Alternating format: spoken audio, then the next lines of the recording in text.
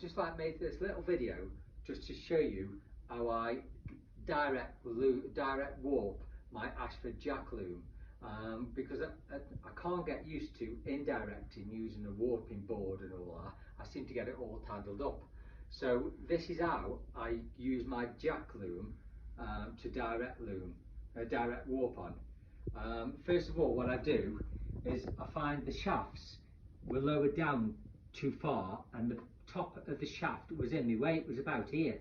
So what I do is I use these peg dowels which go all the way through, and I fasten them on with cotton loops either side.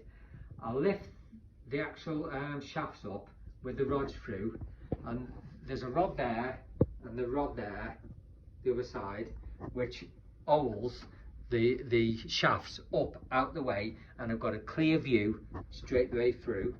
And then what I do is I come round to the back, and the back beam rod, I actually use rubber bands onto the other side of that peg to hold it there.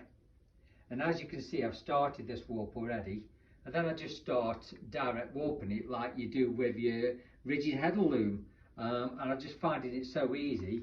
And then what I do when I'm threading it, exactly like the rigid heddle loom, it passes through whatever reed you want to do.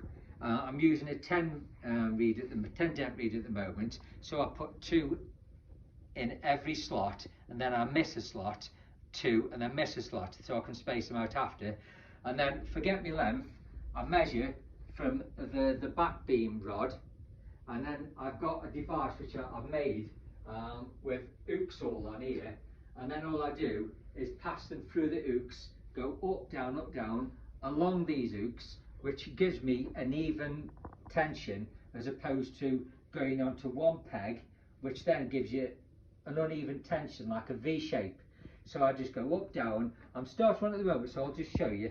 I mean, you all know how to do all this anyway, but this is what I do. I'm coming back on myself with this, and then I come through. And what this enables me to do now, before, when I had these shafts in the way, the beam was down here and I couldn't get through, so I had to stretch all around. But now I've got this open space, all I have to do is reach through, grab, pull, and then find my next slot,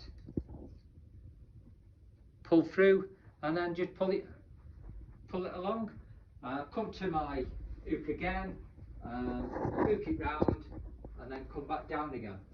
And then all I've got 206 of these to do, and once I've all done, what I shall do then is, I've got all my threads all sorted here, and I'll just grab them. I'm working at 10 dent, so all I'll do is grab 10 of these threads. Once I've put the beam, I'll pull it back, and then this side I shall count 10, cord them up. Once I've obviously wound it onto the back beam, I'll cord them up into 10s, and then I'll start doing my heddles.